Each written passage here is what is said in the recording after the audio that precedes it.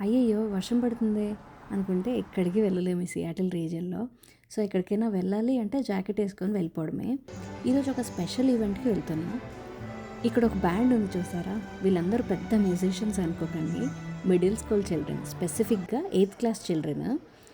మా ఫ్రెండ్ వాళ్ళ డాటర్ ఈ ఆర్కెస్ట్రాలో ప్లే చేస్తుంది అంటే అటెండ్ చేద్దామని వచ్చాను. ఎంత బాగా ప్లే చేస్తున్నారో వాచ్ అండ్ ఎంజాయ్.